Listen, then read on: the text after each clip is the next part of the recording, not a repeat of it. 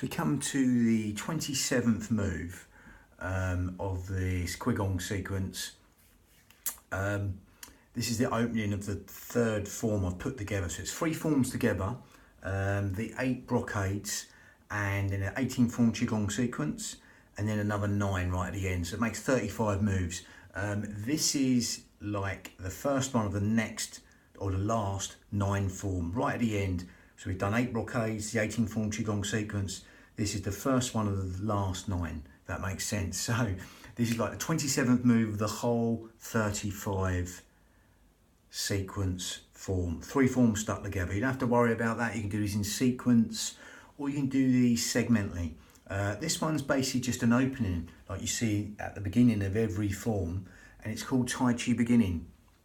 Yeah, it's just like a closing down to the Dantian, 2 inches below the navel and 2 inches in, the Dantian, Swadhisthana, whatever you want to call that. And we're not going down the traditional route, which is generally breathing into the belly button like a balloon, the more meditative breath, which will massage all the sort of digestion organs internally, etc. I mean, that's a very, we're going to that very briefly there. We're going down the Pilates, or the Pilates path, the yogic path, and the hypnotic path with the breath. As with all qigong sequences and forms, they're believed to help specific organs. This is like the liver, kidneys, and pericardium, the heart lining. This one's believed to help. Again, it varies, different forms. That doesn't really matter. We're gonna just go straight in, because I won't get too caught up in that. I've gone into the meridians, these electromagnetic rivers, in other videos, the specific organs, etc. traditionally, but I'm a great believer, that's great if you put your focus on that, you know where the meridians are, etc., or the organs, then your focus will go there. But you know, they do vary. There's so many forms with different opinions. A lot of people might disagree with me on this one. So that really tells me that, you know, you can focus on any organ or any specific area of the body if you want to benefit. If you put your mind there, that's where your attention goes. Your attention goes where your energy flows, basically, or what you focus on, you move towards. So if it's an ailment, etc., you can do that. I would suggest that you can do that. You can put your mind on a specific like area of the body you want to concentrate on for any specific reasons. It could be like an injury, someone's got arthritis, etc., stuff like that. But I would suggest just do it, get the feel-good factor from it. If it doesn't work for you, then don't go there. It's just movement at the end of the day, so don't get too locked in. This form says that, this one says that. I mean, you can if you like, but again, nothing's set in stone. Everything's 2 subjects, especially when you go down the holistic paths of all this. It will be benefiting every single organ, cell, sinew of the body. That breath will manifest in every single organ, cell, sinew of the body. So let's go in. I've digressed a little bit there. We're going to go straight in with the breath. I'm going to spend longer on the breath because it's a real basic motion opening out this form. So we're going to zip up pelvic floor, scoop out your abdominals, take the navel towards the spine. Okay, and that will naturally help you breathe into these lower lobes of the lungs, the intercostals, the ribs, anywhere but the stomach. Okay, that, in Pilates, that's what we call lateral thoracic breathing. Okay, so just allow that to happen and be safe in the knowledge as you, right now, zip up pelvic floor and scoop out your abdominals, that the breath is going to go into these lower lobes of lungs, intercostals, the lungs, anywhere but the stomach.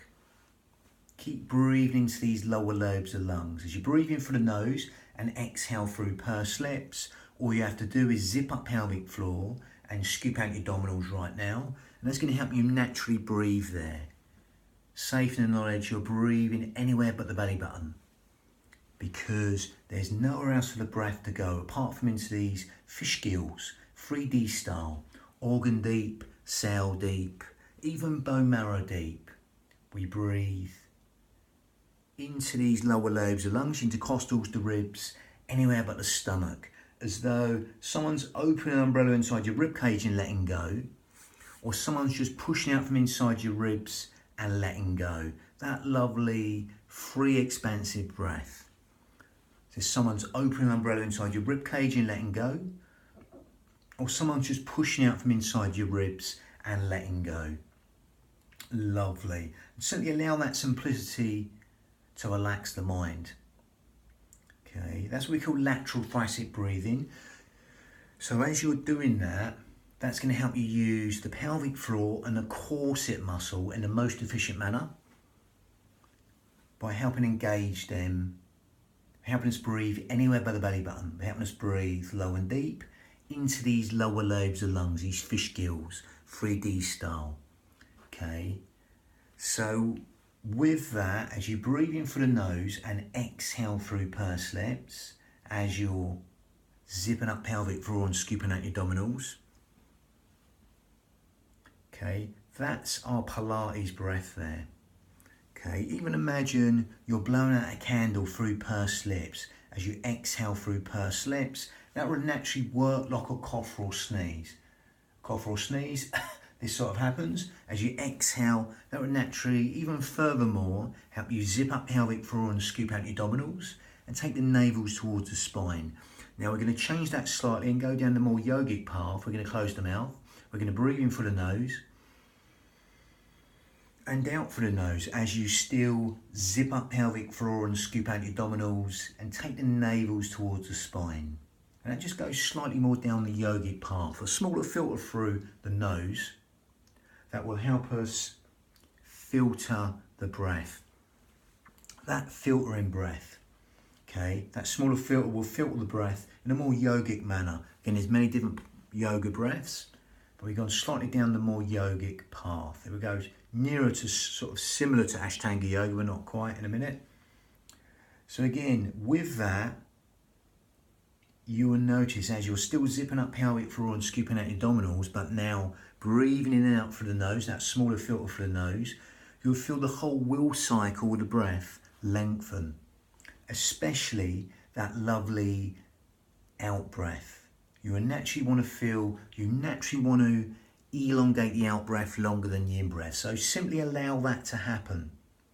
Okay, simply allow the out breath to go longer than the in breath. Okay, even consciously take your mind to that out breath, and rather than the breath breathe you, you're going to breathe the breath, that elongated out breath. You're going to naturally lengthen that out breath longer than the in breath within your limits. Quadruple it, double it, triple it, whatever you like, the out breath. Just make it longer than the in breath as you're still zipping up pelvic floor and scooping out your abdominals, breathing out through the nose, but elongating the out breath longer than the in breath within your limits. The in breath's conscious thought, the out breath is subconscious thought. So as you extend the out breath longer than the in breath, we're just bringing in the parasympathetic nervous system. We're benefiting the parasympathetic nervous system by elongating the out breath within our limits longer than the in breath. Okay? All the things you don't think about, sleep, digestion, rest, and relaxation, are all benefited by elongating the out breath longer than the in breath, just encouraging them restful relaxation responses and endless streams of comfort, just coming into the nervous system and helping everything feel even more relaxed than it already is. All the housekeeping properties and benefits of the body being benefited. Sleep, digestion, rest and relaxation. Even cellular communication has been benefited. Organ function, that natural state of well-being, all being benefited. That health and renewal, all being benefited right now as you elongate the out breath longer than the in breath.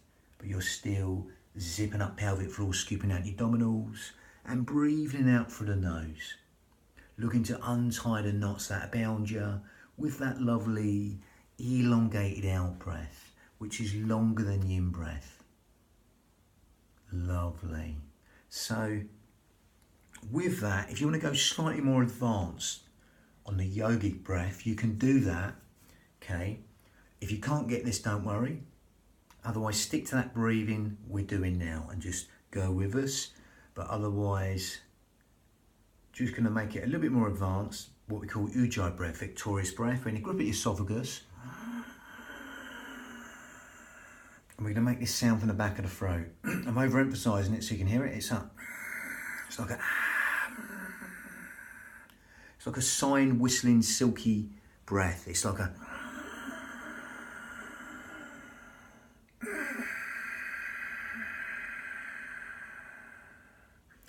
soft, sweet, whistling, silky breath, ujjayi breath, victorious breath in Sanskrit. Seashore breathing. It's like nearly sort of Darth Vader breath. Shoulders stay down, don't let them come up, and exhale. And that sort of raspy sound from the back of the throat will give your mind something to focus on within the breath. Whether you can get that ujjayi breath or not, it doesn't matter. If you can't get it, don't worry. Just carry on zipping up pelvic floor, scooping out your abdominals and elongating that out breath in and out through the nose. If you can get the ujjayi breath, grip at your esophagus. And that will really help the mind focus. Whatever breath you're doing, just be aware of the feel of the breath, the sound of the breath as it weaves that tapestry of relaxation and every single organ, cell, sinew of the body. It's an inside job there. Okay, ujjayi breath, victorious breath, helps us fan the fire to burn all the toxins in the body, helps us build the heat within the body, helps us stimulate the thyroid gland, which helps us weight control, etc. Gives the mind something to focus on.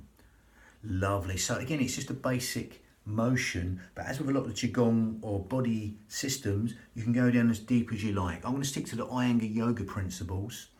Okay, only going down as deep as you keep your knees in line with toes. Again, the Iyengar alignment or Iyengar yoga alignment principles, or just don't go down that low. So from there, going to come back.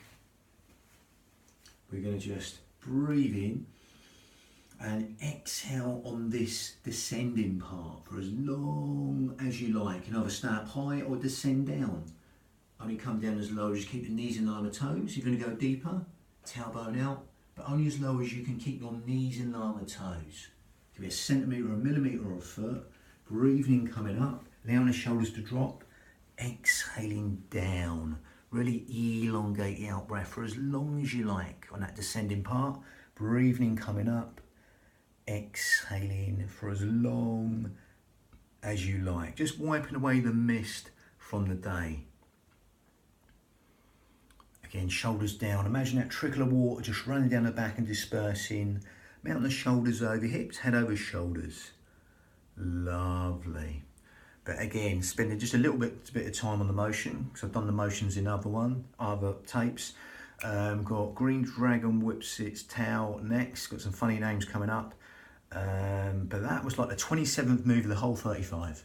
The three forms stuck together. The first move of the Tai Chi form picked up in the Himalayas, a 9 sequence. Lovely. Bang.